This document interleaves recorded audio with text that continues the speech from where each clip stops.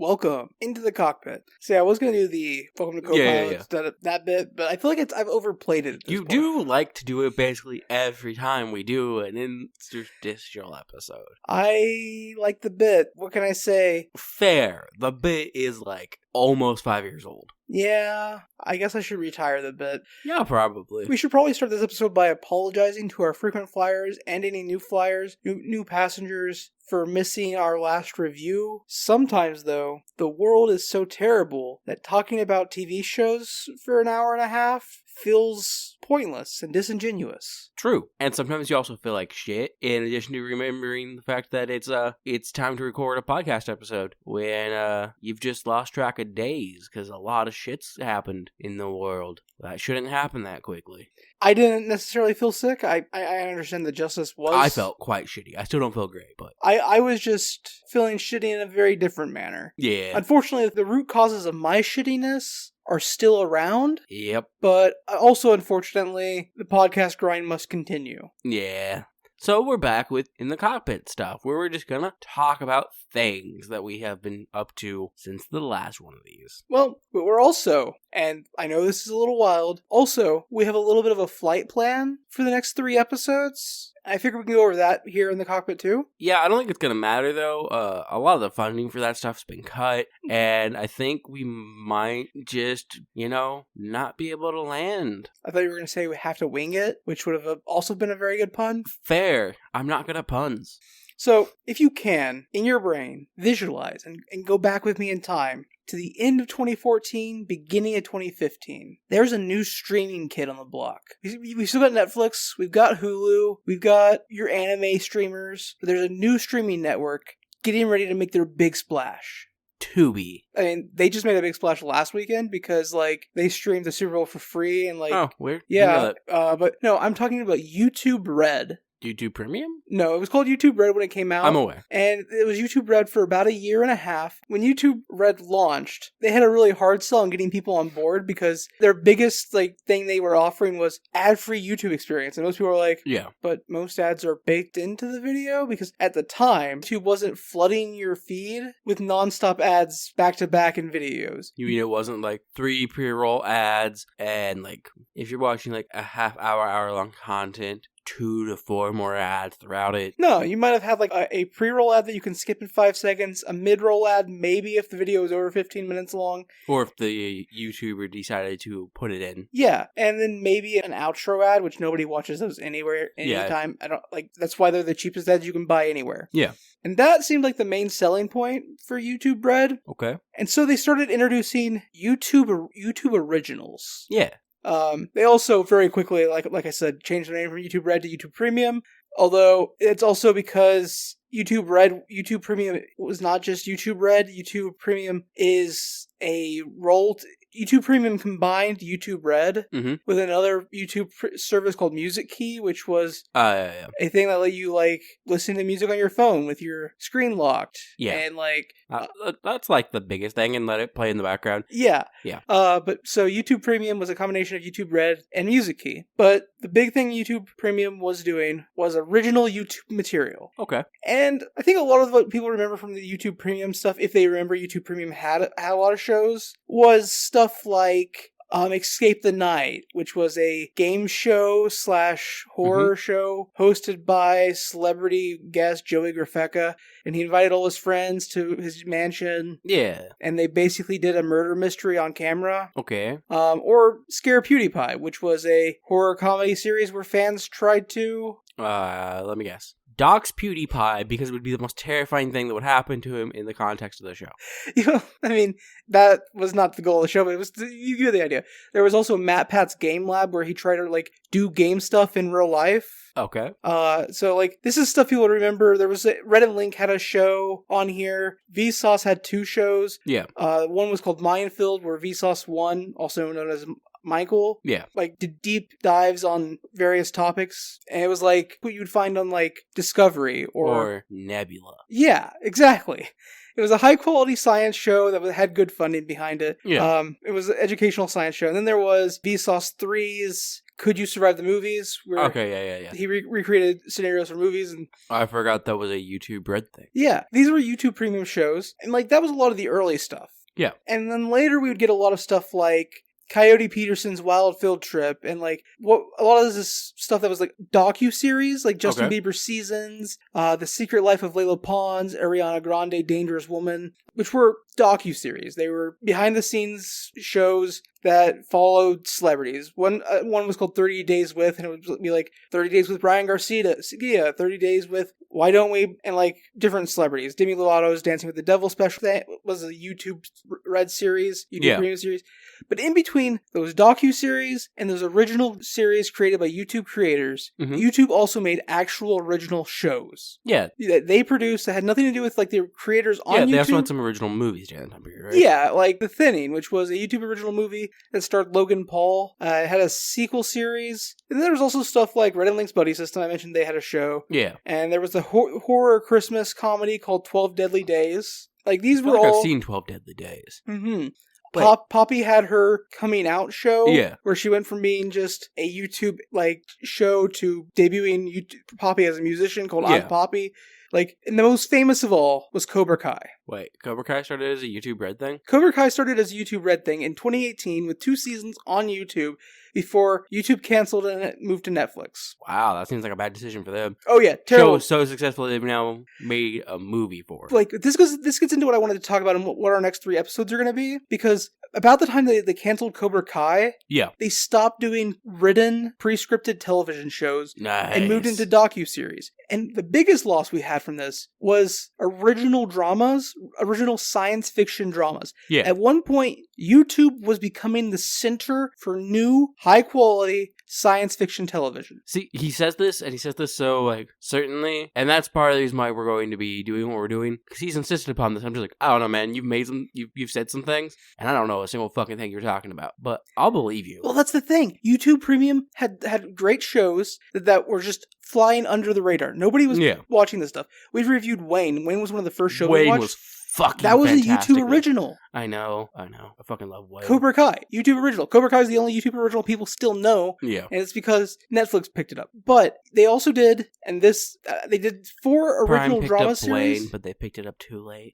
Because Cobra Kai and Wayne are both considered comedies. But they did 4 original drama series, 3 of which were science fiction. The odd one out was Step Up High Water, which would later be moved to Stars to finish itself. I assume it's a TV show based on the Step Up movie series? Yes, and Stars picked it up for the last season because YouTube canceled it. YouTube had 3 science fiction shows. We had Lifeline, Impulse, and Origin. Okay. Origin was a sci-fi series about a group of strangers whose spacecraft bound for a distant planet. Yeah. When the passengers wake up way before they're supposed to, and they quickly find out that one of the people that is part of the group is not on the manifest. Among Us. Yeah, but it was a science fiction show before Among Us. And then we also had Impulse, I mentioned. And Impulse it's based off a book. No, I know what you're talking about. That's still on YouTube. Impulsive. It's Logan Paul and his other Paul's podcast, right? It's not the podcast. Impulse is a science fiction show set in the universe of Jumper based off of a spin-off novel from Jumper. I actually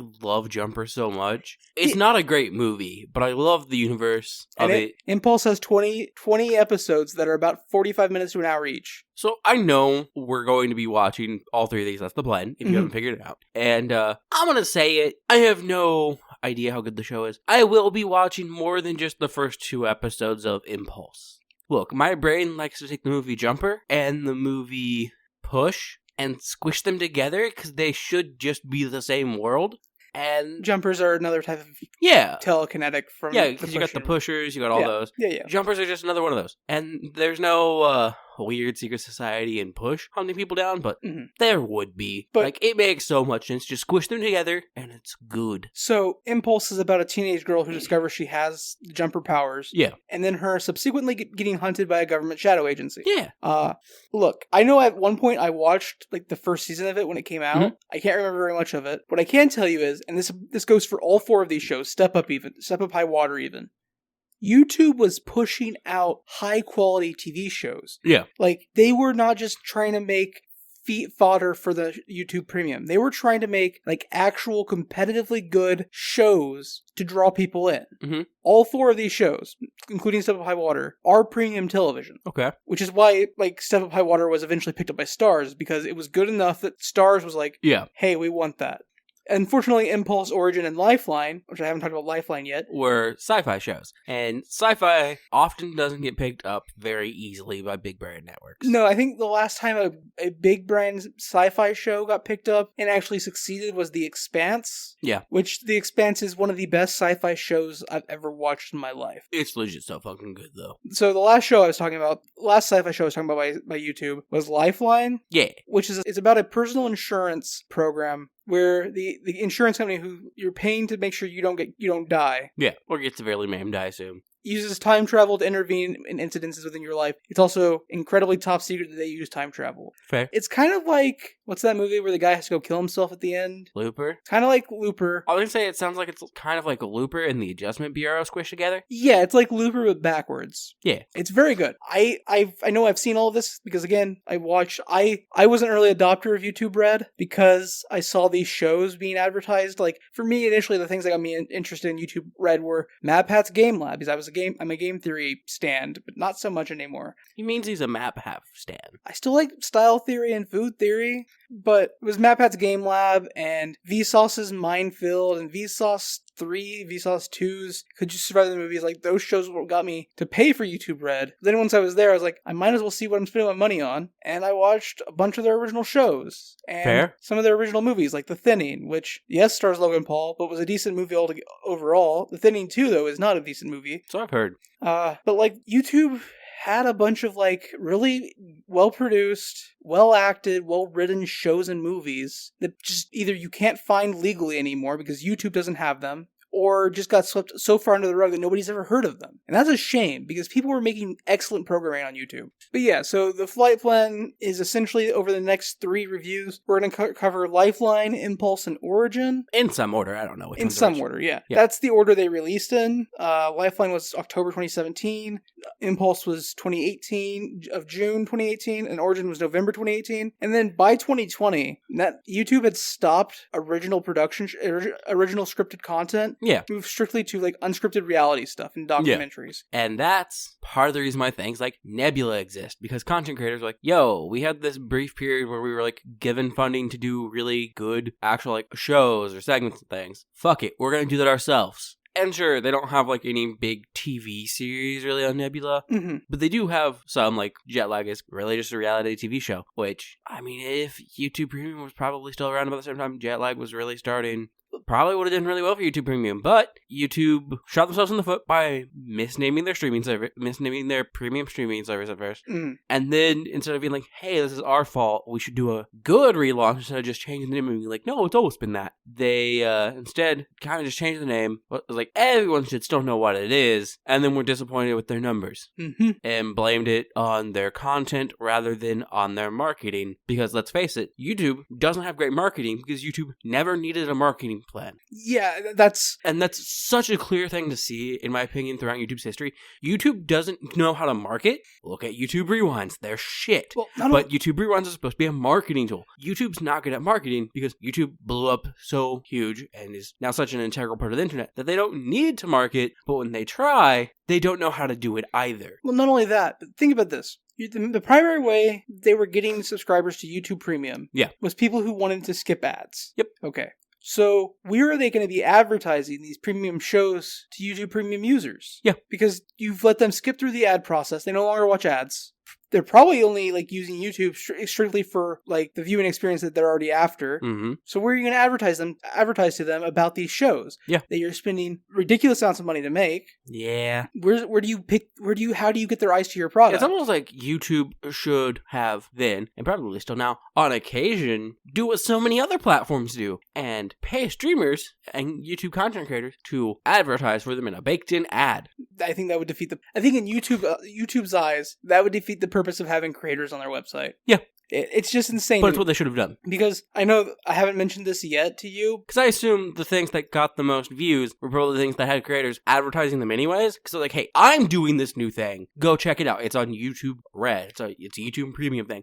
I'm really excited to be doing it. I guarantee you those are probably the ones that had the best numbers. I have to assume it was. But I have to assume it was stuff like that show I mentioned that you have no idea what I was talking about. The Escape the Night. That was huge for them. It was because it had a bunch of YouTube celebrities telling their fan bases, "Hey, I'm doing this thing. Go watch it. It'll be really cool." Yeah. Because again, it was a giant murder mystery party. No, YouTube is like, we all use our social media influencers to sell marketing. Hey, why can't we market anything? I don't know. Maybe use the giant pool of social media influencers you have to market the few things you need to market. Because, yes, it feels kind of redundant. But sometimes you're doing a very specific thing and you haven't set up your website well to establish. I also want to point out that they switched to a reality series and docu-series at the worst possible time they could have. Yeah. Because it was in 2020 that they basically cut everything that wasn't reality series or docu-series and pushed hard on reality. Yep. Right as we entered a pandemic. Yeah. That said, I haven't mentioned this to you yet, and I know you'd be interested in this. Mm-hmm. With all those shows that YouTube was pumping money into that got canceled, they had a small branch of animation and anime. Okay. One of them was a mecha anime called Obsolete. I do like mechs. Which only got one season because then in 2020 they canceled it. It then became obsolete. Yeah. Yeah. But yeah, I know normally we talk about stuff we're currently watching or currently into, but the fact that YouTube had this massive library of stuff that they were putting money into and producing, and most people don't know about it, is really sad to me. Yeah, it sucks for all the creators. It really does. But especially for a lot of those shows that, again, don't exist on YouTube anymore. You can't find them on YouTube Premium, and are not anywhere else because nobody bought the rights. Yeah, because that's how media content works nowadays. It's just gone forever, unless you stream it illegally on a pirating website, which is what we're going to have to do to review it. So I'm not going to say that you shouldn't, as listeners also do, if you enjoy the idea, because it's the only way to access so much of this stuff now. Yeah. I said it's media content nowadays, but ostensibly that's somewhat how media content worked before the internet as well. If a place didn't pick it up, or you didn't do well enough, you couldn't sell physical copies of it. But yeah, that's an interesting thing I've noticed. Because people are always talking about, this is the media landscape now, your stuff immediately disappears, and it's it is very shitty. Mm-hmm. And, I would argue it is more of a problem now, just because so many companies are doing it so obviously, and it's there's such an easy way to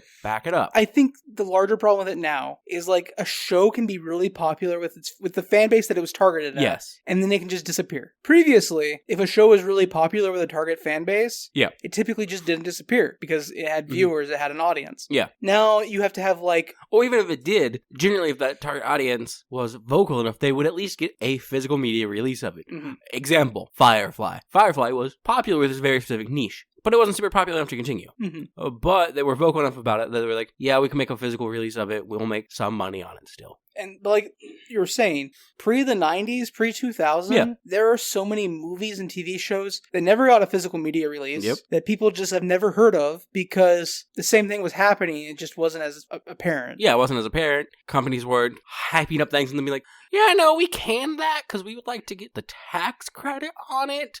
Companies were like, hey guys, we're making this really cool Batwoman movie and we're really excited about it. And we're really excited about canning it because now we get tax write-offs and you'll never see it even though the movie was completely done. Yeah.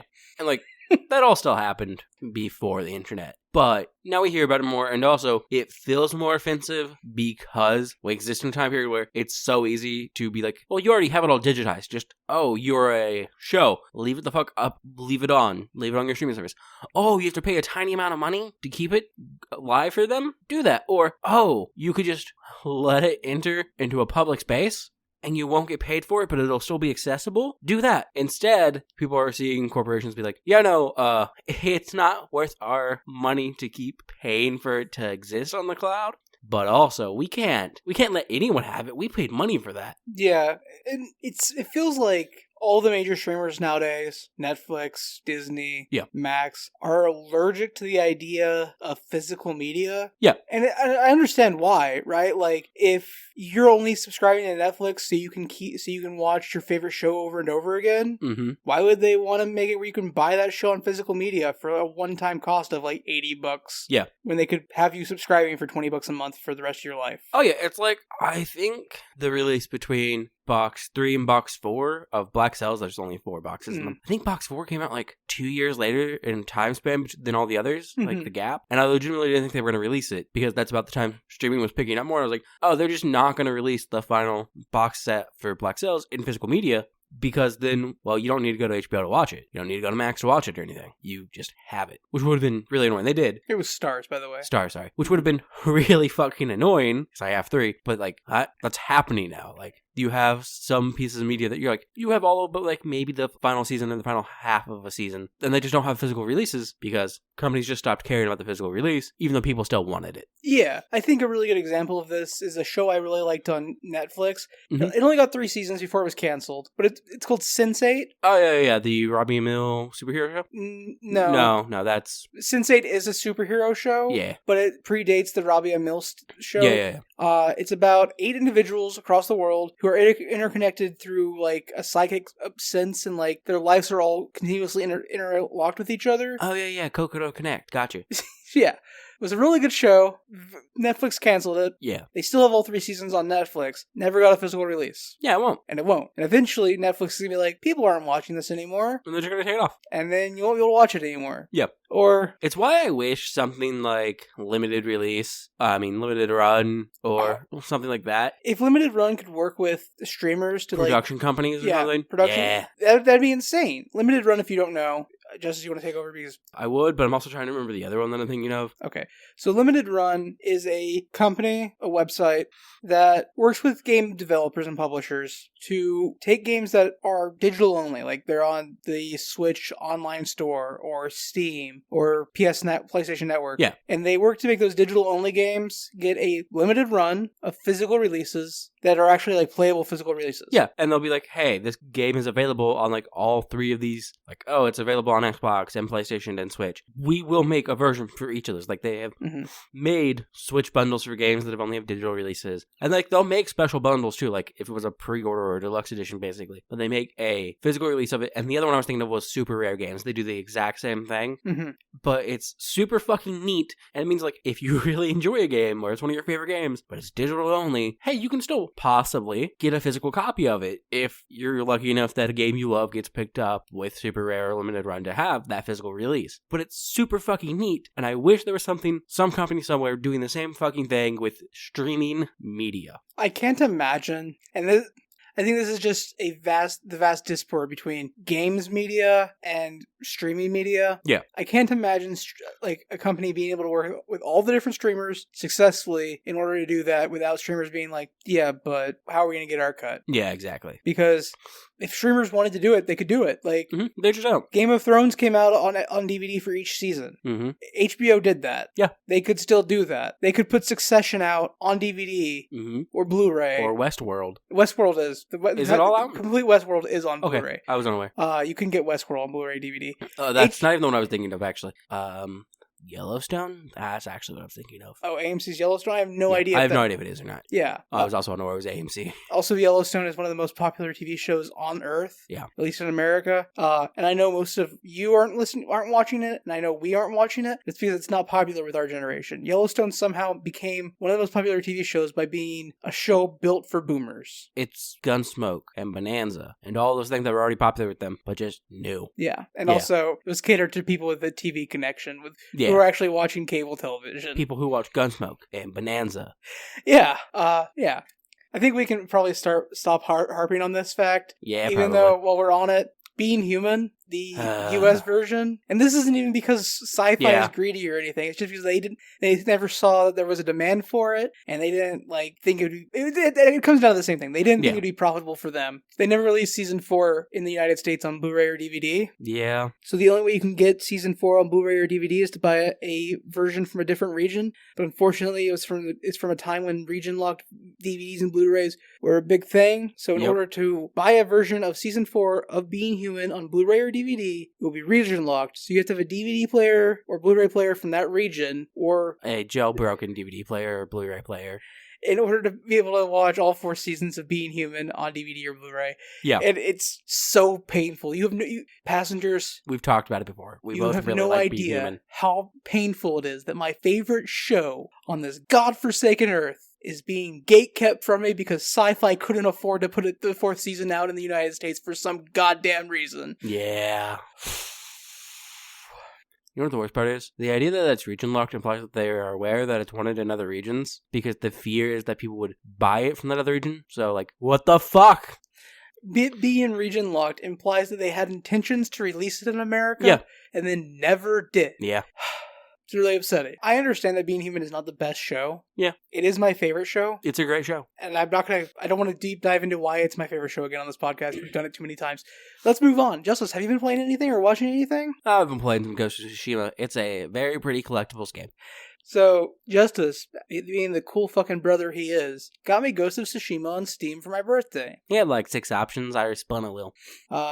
I know you're going to listen to this, Hunter, and I don't want to upset you. Also, congratulations on being a father. I don't want to upset you. I like Ghost of Tsushima. I do. I've loved my time with Ghost of Tsushima. It's a good game. It's a very good game. It feels like an Assassin's Creed. Yeah. Like that. I like Assassin's Creed games. I still like Assassin's Creed games. I like most Assassin's Creed games. I couldn't get into 3. 3 did, I bounced off of it pretty hard. Fair. But Ghost of Tsushima feels very much like a more modern Assassin's Creed. Mm-hmm. It's literally just taking up the spot I was using to occasionally play Assassin's Creed Odyssey. Just throwing that out there. Or it also vaguely feels Horizon Zero Dawn-y to me. Yeah. The fights are different, obviously. Mm-hmm. The fighting is different. But even though both games, Horizon Zero Dawn and Ghost of Tsushima, are ostensibly action games where fighting is a large part of the game, fighting never feels consequential in either game. The exception to this is in Ghost of Tsushima, when you have to do the duels. Duels feel consequential. They feel like they're really cinematic, really pretty. Yeah. And in the comparison for Horizon Zero Dawn would be the, story missions involving the actual cult that you're fighting against. Fair. Both of those feel like consequential game, combat in the gameplay, but mostly the games feel similar in that they're run around, collect stuff, occasionally engage in combat that does not feel consequential, does not feel like you actually have to do it. And look at how pretty the scenery is around you. Yeah, love both games. Love them both. Horizon Zero Dawn is one of my favorite games of all time. Yeah. Maybe not. Horizon Zero Dawn is one of my favorite games from the PlayStation 4 exclusive library at the time. Mm-hmm. Ghost of Tsushima is a good game. Yeah. I just don't get a lot out of it other than Assassin's Creed. Yeah. Sorry, I stole that from you. You were talking about you've been playing Ghost of Tsushima. Yeah, to fill my Assassin's Creed spot, kind of took over. I don't have anything to add. You covered it all. Yeah, I came in with a topic for once. And you're like, hey, I'm going to take your topic, despite the fact that I had a half-hour-long topic. So I guess I've contributed to this podcast episode. Hi, everyone. I'm one of the hosts. I'm not a guest. I know I rarely speak, but I am technically involved in the process more than just that. I know that you're more into, Kurosawa films and that era of Japanese film. Yeah. Does that change Ghost of Tsushima for you at all? It's very inspired by those films. No? It makes me appreciate some of the cinematic shots we're doing for, the duels and stuff a bit more. Mm-hmm. And some of the angles we choose from the cutscenes, but honestly, I haven't played into the story much because they're here's all these collectibles, and I went, okay, I guess I'll get all those first. The thing is, I enjoy the game. I occasionally enjoy the Assassin's Creed games. I think you probably enjoy those more than me. Yeah, that sounds right. Because I'm actually not a huge fan of the collectible grind. The issue is, they put it all there, and I go, I'm going to end up near one of those when I'm doing a story thing, and I'm going to go do it, and then I'll be annoyed. So I do them all first, which always ends up over-leveling me. And the game feels grossly easy in every circumstance ever. But I'd rather do that and then enjoy the story in its one go, as much of a one go as I can. Mm-hmm.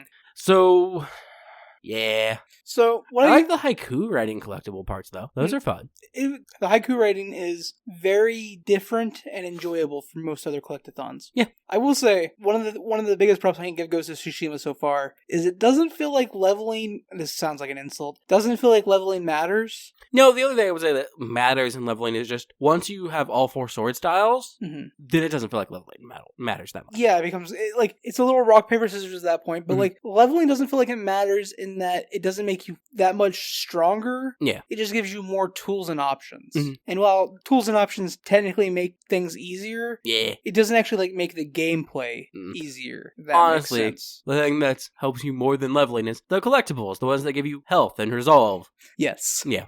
Did you have anything other than Ghost of Tsushima that I stole from you? I mean, on more of the Ghost of Tsushima thing, at least the collectibles do things. Yeah, I absolutely hate collectibles in games that do nothing. Which Assassin's Creed has a lot of those. Fucking coffee mugs in Horizon Zero Dawn. Yeah, at least they do something in Ghost of Tsushima. Sorry, the ancient vessels? Yeah. I mean, they are vessels. They contain things. They hold things.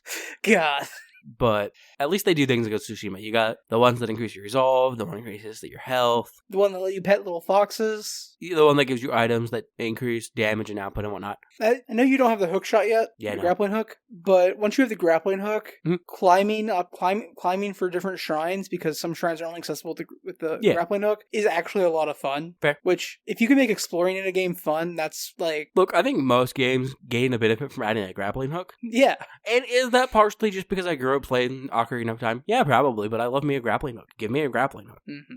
It's like the one thing I like about Sekiro. Sekiro does have a very, very efficient grappling hook. Yeah, it is why I still occasionally love to fuck around in Tenchu. Tenchu's amazing, though. Yeah, Tenchu's great. Part of it's because of the grappling hook. You know what's incredibly sad? What? Sekiro started as a Tenchu reboot. Oh, I'm aware. That's why I was originally excited for Sekiro. And then it became a Souls-like, and I went, no, I don't like those. Your soul cried out. You were... Yeah. Okay, other than Ghost My of... soul was not born, it was killed. Other than Ghost of Tsushima, you been playing or watching anything recently? I watched a large swath of Veronica Mars, by which I mean the first season, and then I got to season 2, and I don't care about the bus. It makes it very hard to continue watching the overarching thing I just don't give a fuck about. What if I told you that the bus was a swerve?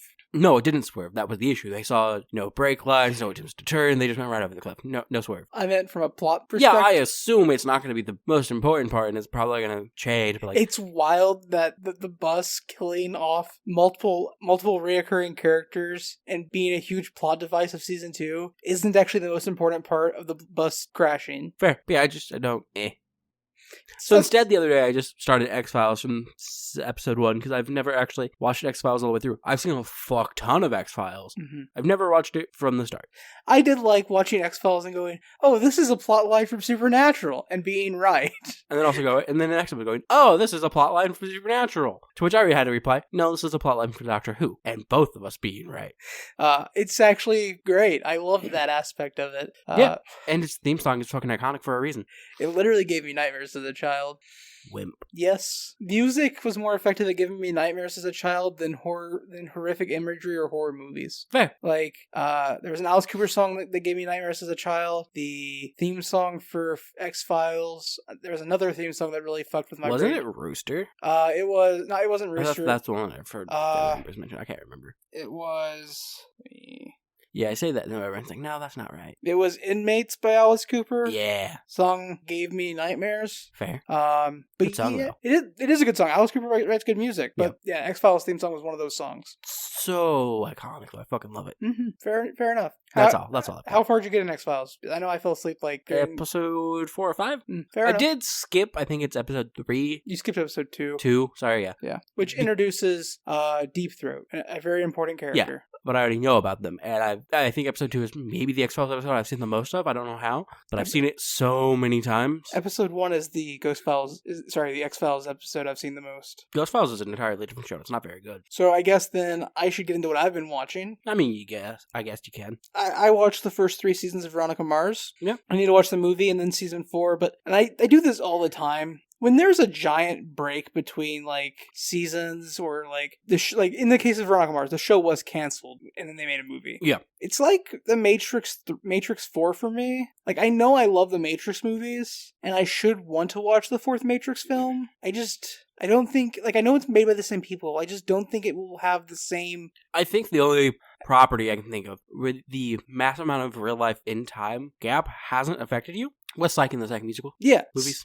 Psych is a odd one where, like, the time between didn't feel like it actually disrupted the Psych universe. And the large problem for Veronica Mars for me is season 3 ends at having set up so much stuff for the future of Veronica Mars. Yeah. And I know at least half of those plot lines are going to have to be dropped going into the movie because the movie came out 7-8 years later. That is an issue. And I'm not that interested. If and when you catch up, I might be like, cool, let's watch the movie now. But until then, I'm just like, eh. So I started Gilmore Girls instead. And I'm almost done with season 1 of Gilmore Girls. And what I can tell you this far into Gilmore Girls is the show is populated with a vast diaspora of interesting characters, none of which are the main characters. The main characters are incessantly boring. It's wild. This show has so many cool characters. It sounds like how I view the Ozarks, whatever the show is. Yeah. Yeah, I get the same vibe from that show when I've watched it. There's just a dude who's appeared multiple times in the series at this point. I don't have a name for him, but he just stands in the town squares and plays a guitar and a mouth harp. Yeah. And sings songs that are plot relevant, and he's an actual character. People interact with him. Are you sure you haven't been watching like Twin Peaks or something? That It sounds like a Twin feels Peaks so thing. Twin Peaks. It's fucking insane. This guy's singing plot relevant music. Pretty sure his in like canon character name is just the Bard. Like, he's singing plot relevant songs. People in the show, the main characters, like, look at him, talk about him, mention him. He's an actual character. Nice. No name, nothing. There's a woman. She's very big, and she runs a dance studio. Okay. She has a history that the show like touches on a little bit, where apparently she's done like the most insane shit in like history. One quote is, she said she's done everything in Hollywood except sleep on the director's couch. Okay. This woman, she specifically says at one point, talking to a class of children, "You want me to tell you about the time I danced in a cage at the Copacabana?" Nice. She has this rich history and lore behind her, and she's a side peripheral character that we barely see. Nice. There's this couple, they live next door to our main characters, that consists of this really short woman, like, not like abnormally short, she's like probably like 5 foot tall. Yeah. And she's married to this man who is like almost 7 feet tall. Okay. Her house, though, that they live in was decidedly designed for her, because even our main characters have to like duck to go under doors. Yeah. And her husband just lives there with her, even though the ceilings are like sub 6 feet high. Nice. The show is wild, but the main characters are incredibly boring and like very normal. Depressing. I'm honestly watching at this point just for the like rotation of wacky characters that are around the main characters. Melissa McCarthy is in this show. Okay. She plays a very talented chef working at this inn in the middle of nowhere, Connecticut. She's the Mother Gilmore's best friend. Okay. I don't know what more to say about Gilmore Girls. It's wild. I did also start Kingdom Come Deliverance, the first one, not the second one. And what I can say so far is it's a very good flower picking simulator. Also, I'm currently in the middle of doing the Teresa's DLC, which I didn't even realize I opted into. Because the game's like, you encounter Teresa after you nearly die. You re-encounter Teresa, this girl you saved. You have the option of saving when your hometown is sacked by an enemy army. Yeah. And you re-encounter her later after you almost die. And you're talking to her, and you're like, well, how did you survive? And she goes, oh, it's a long story. And you have an option to go, oh, I'd like to hear it. Or basically write off. Yeah. And I was like, oh, I'd like to hear it. And then the game goes, okay, now you're playing as Teresa, and I'm like, I didn't know I opted into this. So I'm doing that right now. Fun times. Funny, didn't expect it, but the game was just like, here's this DLC now. Fair. It's been fine. Yeah, game is, in my opinion, overall fine. I haven't gotten very far in it. The combat in the game is insanely brutal. Yeah. Which I guess it's like pitched as a realistic medieval RPG. Yes. So in the terms of one of my favorite podcasts, you play a dirt farmer, and the game lets you know you're a dirt farmer. Yeah. I've enjoyed it, though. Picked a lot of flowers in the opening hour. Yeah. Yeah, that's what I've been doing. Nice. Well, that's all you've got. I've done all I've got, which I think means it's time to wrap up the In the Cockpit. I mean, I have some Magic the Gathering stuff I could talk about, but I don't think anybody cares. So yeah, no one gives a fuck. It's magic. Yeah, I think that's it. We'll be back on the 22nd with one of those sci-fi shows from YouTube Premium. Yeah.